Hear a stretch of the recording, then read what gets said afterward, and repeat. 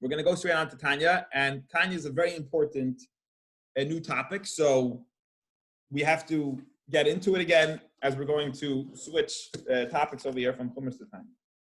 So, my friends, we've been discussing in chapter 16 and 17 that it's up to a person to manufacture emotions.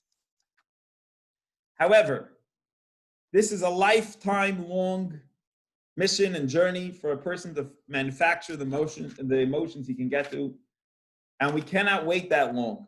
Cannot wait that long to get to where we need to go, which leads us to the next chapters of 18 through 25 of Tanya. 18 through 25 of Tanya, and it's going to try and figure out how can we help the person to be able to quickly get to where you need to go. How can you get there where you need to go? How can we give you some emotions, some motivation, and maybe even the guy that normally could only get, as we discussed in yesterday's class, intellectual emotions, how can we give him real emotions? Is there a way, is there like a side street? Is there a different route to take than manufacturing the emotions? Is there another route that the person could open up their heart in a very different way? And that is our discussion for the next couple of weeks on different deep philosophical cosmology, meditation, and understanding how Hashem connects with the world and creates the world, that can get us to really jump in and connect with those emotions in order to get us to really have some feeling between us and Hashem. We're going to go deep, we're going to go very deep, and we're going to try and understand how this works. So let me just give you some basic information where we're going to go. So how do you get so he's going to argue first. We're going to start off in time. We're going to build it slowly over the next few weeks, but just give a little bit of an overview. We're going to argue that, and especially specifically in today's class, we're going to explain that every Jew has in him a natural hidden love to Hashem. Everyone has a godly soul. We're going to explain that today, the details of that has with him a naturally hidden, latent love to Hashem. Why do we have it? Because it's an inheritance, which means it's a gift. Imagine a parent left a child $1 million. The fact that we are the children, descendants of Abraham, Isaac, and Jacob, by default, gives us an inheritance that we have this bank account. We have inside of us a hidden love to Hashem. It's very powerful, but the problem is it's hidden. The question is, how do we awaken? How do we wake up that hidden love to Hashem, that it should be real? So we're not going to try to manufacture emotions. What we're simply going to do is we're going to try and get in touch with the hidden love of God that each of us has just by being the great-grandchildren, descendants of Abraham, Isaac, and Jacob. We have in our recesses of our heart a gift, a bank account that we need to figure out how to open that bank account, how to get in touch with the bank. A good example of this would be, I heard this from Rabbi Taub this morning, that like a mother saves her kid, could lift a car when her kid's in trouble, she's able to lift her car. It's like out of nowhere. Like, where'd you get that from? How'd you dig so deep? How did you get the mental and physical strength to lift a car? And if you asked her to do it again the next day, she'll never be able to. Something happened at that moment that the mother was able to dig so deep within herself that she was able to lift the car and able to do something that's totally seems to be impossible for me. So how do we, so there is this part within us, again, even the point of meditation that we've been speaking about in the previous two chapters is to, as I explained, meditation is digging deeper within ourselves. Is there a way to connect with this really, really deep part that's already there so we don't have to manufacture it? Is there a way for us to dig deep enough to arouse quickly so at least I have it before I could work on my normal, healthy manufacturing of my emotions? Is there a way for me to get in touch with that, open that bank account, open that depth within myself, find it, connect with it, and connect to Hashem with those emotions without having to go through a lifelong journey and trying to change my emotions? And the answer is yes. Just like that mother was able to lift the car for her child, but what happened? She felt it was a life and death situation. It touched her so deep. It was the life of her child there that she found the strength that she didn't even know, no one even believed that she had. The same thing is with you. You have to find the strength. It has to be so important to you, so real to you. So that's the work you got to do. It has to be meaningful enough to you, important enough to you, that you're ready to dig deep enough within yourself to, boom, be able to extract that love, find it there and extract that love to Hashem. So how do you do that? How do you dig? And he says, very interesting. It's something fascinating that we've seen in history. How have we seen this in history? The mother, within the Jewish people, the mother able to lift a child. We've seen this in our history because there's been many Jews that have not bothered with Torah and mitzvahs. They've said, you know what, I don't feel this is something that's important for me. It's not enough for me to give my time and energy to do these mitzvahs. And when it came to a life and death situation, though they couldn't be bothered to do a mitzvah the day before, they're ready to suffer a gruesome, horrible death experience, to die for gruesome, horrible death experience. They're ready to just die, but for Hashem, but yesterday you couldn't do it. What happened? We want to argue that this is the same experience as the mother lifting the car off the child.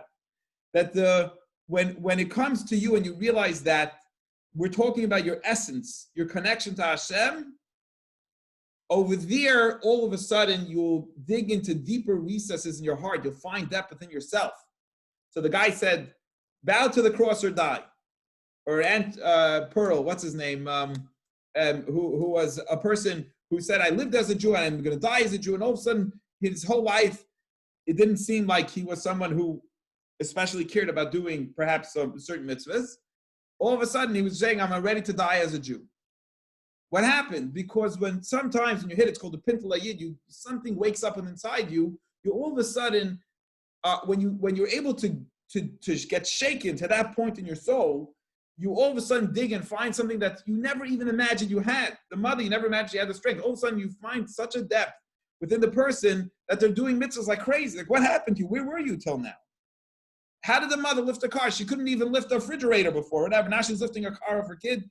But something shook her to such a core that she's able to find within the deep recesses of her heart. Something also every Jew has that love to Hashem. It's hidden.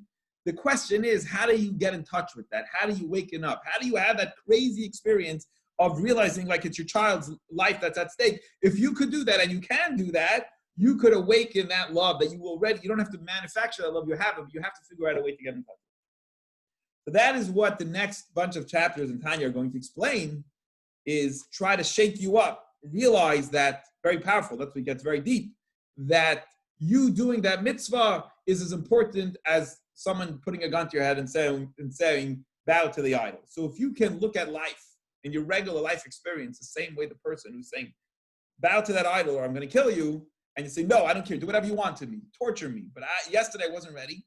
If you can get in touch with that level of commitment to Judaism, then you will do amazing. Then you'll have tremendous experience, and that's what we're going to build off. So there's the long short way and the short long way, right? So what's the? I'll tell you, for example, I deal with this every day. The long short way and the short long way. You want to know what it is? The short long way is I believe 18 miles to get from my house to my kids' yeshiva, which is at the other end of Lakewood. But it will take me an hour.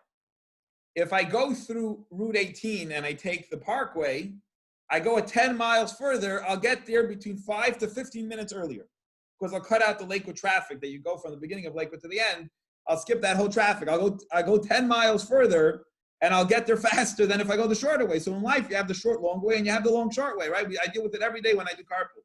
I do carpool 3 times a week at least. So I have that question. I put on Waze, and Waze tells me if I go all the way around through the Parkway through 18, I'll get there faster than my house. So you need to pay a toll, and you have to put in more gas, whatever, so on. The question I ask myself every time is this worth it to do it or not? So anyway, so what's the long short way and the short long way here in our class? The long way. I'm sorry. Is to study and manufacture emotions. That's going to take you a very long time. But but I'm not sure which way is which. Hold on. I don't know. I'm going to lose. That's one way to do it. Yeah, it'll take you years of work. I'm sorry, that's the short, long way because it's easy to understand. Our class till now has been easy to understand. It's short. Meditate, 2 chapters. We told you to meditate. That's the short way, but it will take you a very long time to do it because to manufacture those emotions will take a lifetime. So it's short, understood, but it's a very long life journey to implement. Now we're learning the hard to understand way. Figure out how to make you care about a regular mitzvah as much as someone tells you to bow to an idol. But even though it takes longer to get to that point, you'll get the emotions much quicker. So it is we've learned till now the short way, understandable way, but it's a very long mission to accomplish. Now we're going to learn for the next couple of weeks.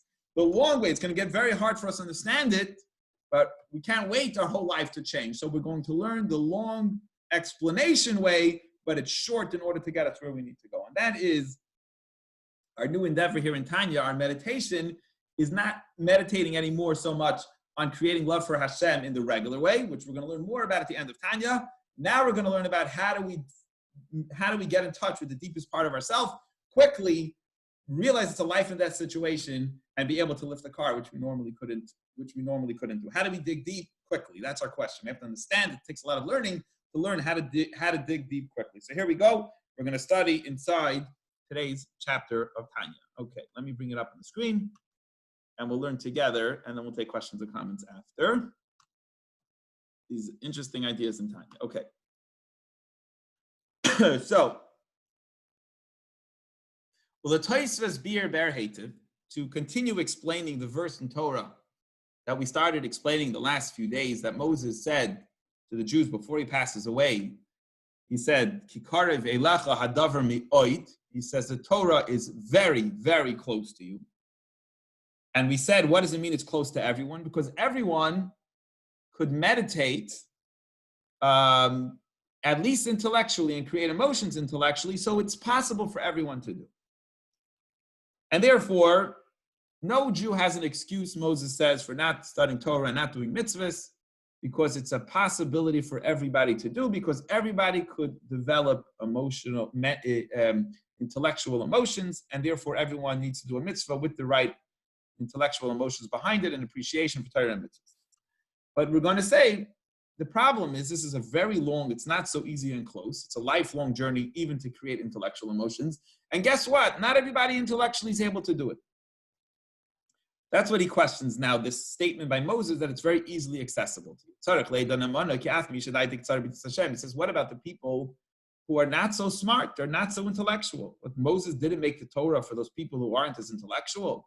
They have to be able to manufacture emotions, even intellectual emotions. That's not an easy thing to do.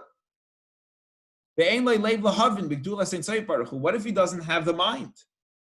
It's not easy. He doesn't have the mind. Not every Jew is Einstein. Not every Jew is even, there are many Jews perhaps who are not that intellectual. That's not for them. So even not emotional, physical emotions, but even intellectual emotions might also be hard for that person too. Nevertheless, Moses says before he passes away, it's very close to you. Lishmar velasais, to do and to keep. Kol mitzvahs HaTorah, to do all the Torah mitzvahs. Talmud Torah connected kulam, even to be motivated to study Torah on a regular basis. Fivu, believe mamish, even in his mouth and his heart, even to feel it. From the depths of his heart, it's possible out there. Rebbe is saying that. The Rebbe is telling you that you should know even the not smart, not brightest person, someone who's even not bright, has a way, there's another trick, there's another tool we're going to learn about. That is the long, short way.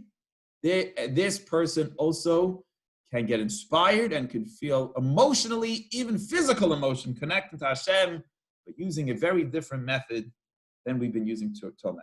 What is that method? So let's talk about it. She'avim misuteres. There is a latent love, right? There's a hidden love. She'avim misuteres shebelev klolos Yisrael. That's in the heart of the Jewish people. She'erusha lanam avosenu. That's an inheritance. It's a gift. Inheritance is a gift from our forefathers that every Jew has in their heart. This hidden love to Hashem. It's there. It's part of the DNA. It's part of being born into this family, into the children and grandchildren and great-grandchildren of Abraham, Isaac, and Jacob. This love that's hidden in your heart is there. Rak, the only problem is, we have to explain what exactly is this love, because we're going to try to figure out how to get in touch with it. So we got to understand all the details of this love. We have to explain, where does it come from? What does it do? Vinyana, like, where does this love come from? You have to really get a good understanding. What does it do? By the way, in Chabad, as Rabbi Tal mentioned, in other Hasidic groups, they might tell you, Judaism is your life, and therefore, every mitzvah you do is live and die by it. And you'll get inspired. But Chabad doesn't do that, because everything by us is understand. We try to, Chabad stands for Chacham B'nai Das. We're going to break it down for you. We're going to get into it. We're not just going to tell you, like sing a good song and give a good fiery speech, because the motivation won't last. We're going to break it down in detail. So we want to understand, where does this love come from? What does this love do? How did it become inherited? How did I inherit it? And not just love, but we also need to have awe and fear of heaven, right? Because love only helps to do the positive mitzvahs, but we also need awe and fear of heaven in order not to do the prohibitions, the 365 prohibitions. So we really got to break it down. 4 questions, he said. Where does it come from? What does it do? How did we get it? And also, how do we get awe from it too? Is awe included also, and so on. So we're really going to start a big journey here, breaking it down and understanding the hidden, the pintala yid, as we all say, the neshama that every yid has inside of Inyan. So he says, here it is. Let's talk about it. Where does it come from? Ki Aves, our forefathers, right? Abraham, Isaac, and Jacob, were very, very, very special, unique people. How do we want to describe them? I know in yesterday's class we spoke about the uniqueness of Moses. But how do we want to describe as a whole the uniqueness, the special great-great-grandparents we had, grandfathers we had, was Hein Hamerkava. They were like a chariot, like a cart. What does it mean they're like a chariot? Why does that express the uniqueness of them? Because a chariot has no will of its own. It goes wherever the horse pulls it, right? It has no say in the matter. Just tell me where to go, and I'll go. And that's the kind of people that Abraham, Isaac, and Jacob were. I mean, we all know from the stories that we're learning in our Chumash class, right? Abraham was ready to sacrifice his son because God just said jump, and he said how high. So if you want to really zoom in and zero in to the uniqueness of the fathers of the Jewish people, the greatest specific character trait that made them the fathers of the Jews is that they were ready to do whatever Hashem wanted. Because of that, now we are the offsprings of those people. Abraham, Isaac, and Jacob, that's who they were. Therefore, Valkain, being their descendants, they merited that, just like in DNA, right? You have a DNA of your father. They also gave us a spiritual DNA, a bank account that each and every one of us have. What is that? Okay, we're going to use some of the Kabbalistic terms here today to describe just in Kabbalistic terms, where does everything come from? So we have a soul. The soul is divided up into 3 words. It's called Nephesh, Ruach, and Neshama. Right? I think in the past we've described it in one of our classes as the Ruach is like the intellectual part of the person, the Nephesh is the physical part of the person, and the Neshama is like the soul part of the person. So, or like that's kind of beyond the body. So we have a soul. The soul has different parts to it. And the lower the soul is, the more that's in touch with the physical part of the person. The higher it is, it's more intellectual, maybe one of them was emotions, I think we said. So we said one of them is the physical soul and the like physical moving body. Then there's the emotional, the ruach part, and the neshama part is the intellectual part. So we have 3 levels of soul within us. So the forefathers gave us not just physical DNA, right? You could trace the DNA. You go to one, what is called something and me, whatever, and you could trace the DNA of the person. A Jew also has spiritual DNA, and that is the 3 levels of a soul, nefesh, ruach, and neshama, are unique. Now, you have a spiritual bank account that comes with you as an inheritance from our great-grandparents. The Vnei Machrein, they inherited to the children descendants after them, ad olam forever, right?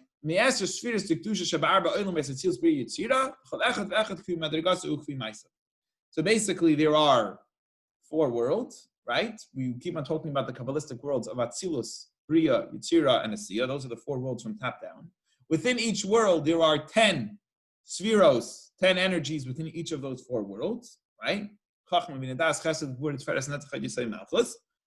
And depending on who you are, your soul, that's the level soul from those four worlds, and those energies within each of those four worlds, that's the soul that you have. So you got a unique soul that came as a DNA gift, a spiritual DNA gift from our Father. So you're somehow connected to those original three committed chariot-like people. We are connected to them. And therefore, the lowest of the low, most sinful Jew out there, it doesn't matter who he is. The Jew that seems to be the most disconnected, even that guy, who Yisrael, he does tons of sins. You look at him and you can't believe your mind. Even that guy, Nimshach Bezivuk, through the pregnancy of the creation of his soul, the combination of however his soul was made, it has in it, even if you want to say he's a low, you look at him and you see and he smells and he looks like he has very little connection to Judaism. It doesn't matter. He has a connection to Judaism because he has the DNA. The kid has the DNA of the parents. The Jew has the spiritual DNA of his great-great-great-grandfather, Avraham Yitzchak Yaakov, which we call Nephesh. Nephesh is the lowest part of the soul. The Nephesh, the Malchus Asiya, from the lowest of the four worlds, called Asiya. And within Asiya, there's 10 energies, the lowest of those energies. So the soul might have come from the lowest of the four worlds. And within the four worlds, the 10 energies, he might have come from the lowest energy of those 10 energies, which in those terms in Kabbalah, that's called Malchus Asiya. His soul came from one of those. He has a very low soul. That's why you can't see shining godliness within him. But the fact is, he has some spiritual DNA that he got by being a child of these three Jews, Abraham, Isaac, and Jacob, a descendant of them. It's the lowest level of holiness in the lowest world, in the physical world. Nevertheless, the fact is, it comes from one of those. It might be the lowest energy, which means there's 10 worlds, four worlds, and with each of the four worlds, there's 10 energies. So there's 40 total options. His soul came from the lowest world and the lowest energy within that world. So he has the lowest option. But the fact is, he still made it on the bus. You know, like you might have got to the bus the last second. You still made it on the bus. You're still in. You waited to the 10th hour, but you still made it in. He still has one of those 40 different levels, 4 worlds and 10 energies within each world. He has one of those 40, and therefore he's part of the family. Now, once you're in, meaning like a family, they're all connected. This might be your uncle. I think things might be a good example. This might be your brother. This might be a grandparent. This might be a second cousin. The fact is, you're connected. And the family talks to each other.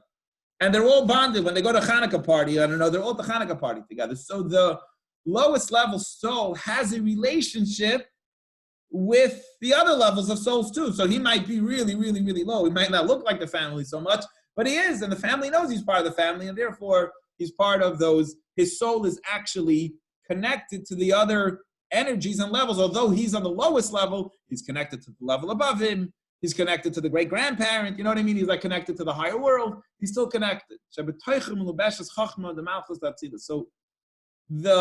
lowest of the 10 energies of the lowest world is connected to the energy above him. He still knows his name. He still knows him. He's connected to him.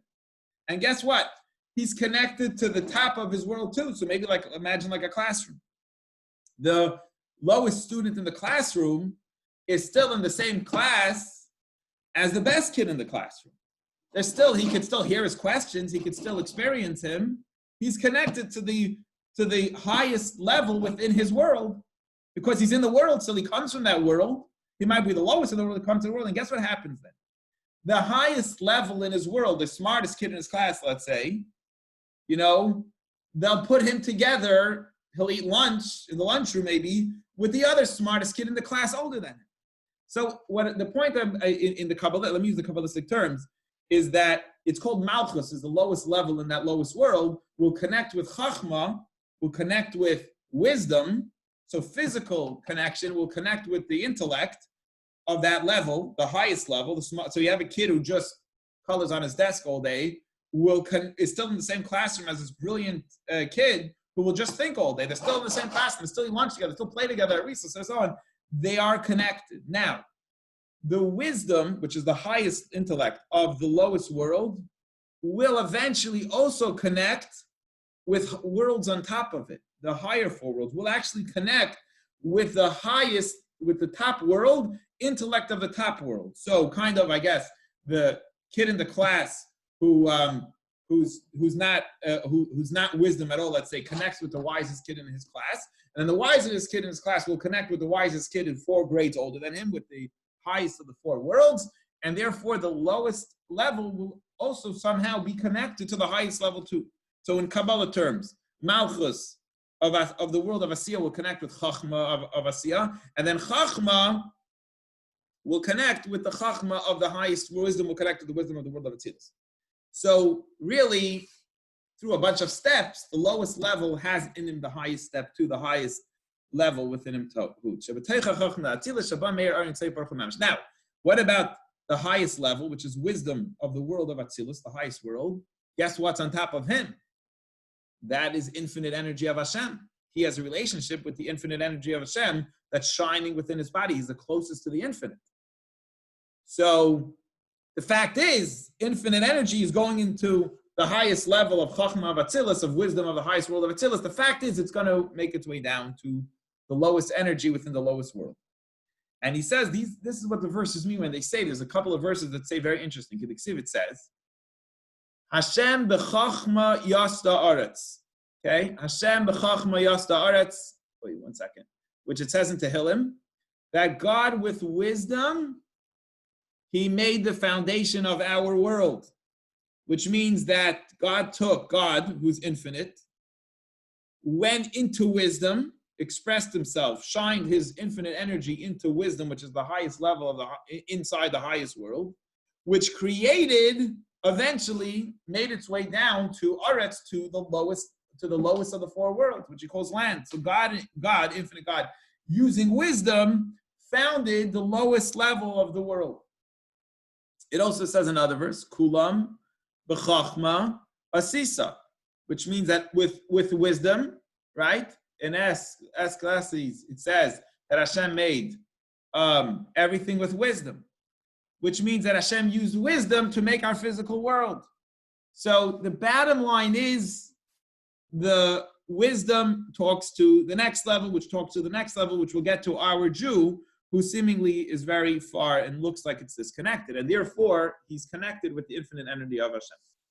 So it comes out that the infinite energy of Hashem goes into the wisdom within the soul of man. It does not matter which kind of Jew he is. So every Jew, back to our point, has, because of our forefathers, bequeathed, inherited, gave us a spiritual bank account that every single Jewish person, no matter who he is, has. No matter where on the totem pole his soul comes from, it doesn't matter. Every single person has the DNA, spiritual DNA of our forefathers. What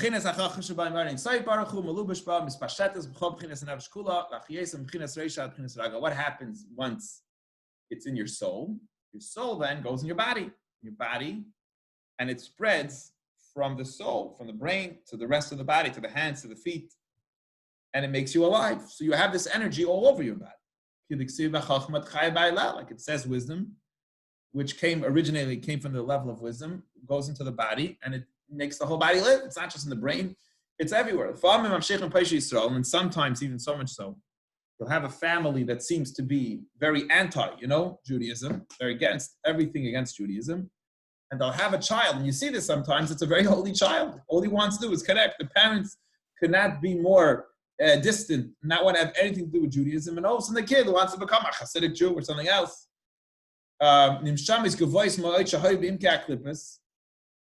Will have a child, a very high, spiritual, lofty child, which was originally in the depth of Klippus, as explains in the book of Gilgulim, which talks about reincarnations and all these kinds of things. The bottom line is, as we're beginning our journey here, to discover this essence of the Yid, the essence of the Jew, the Tanya is telling us that every single Jewish person has this neshama who we got from our forefathers. Then we're going to move on. We're going to learn how do we connect with it, how do we get energy. The fact is, in today's class, is that you have it. Any questions or comments on today's class in Tanya so far? Yes, Terry.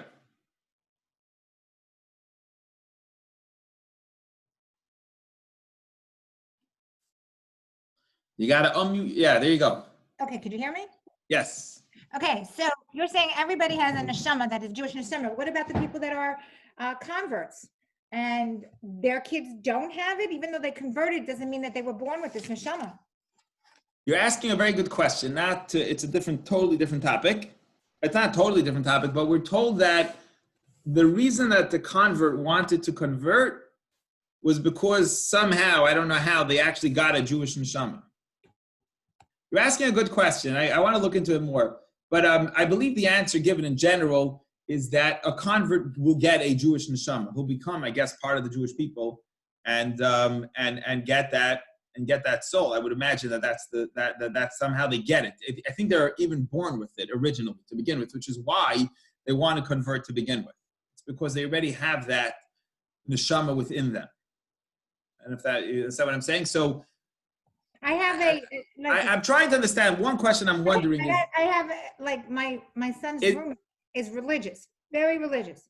And he comes from their mother and father. They're divorced now, but the mother converted to, in order to get married to the father. They have 3 sons. So he's religious, 1 out of the 3. The other 2 don't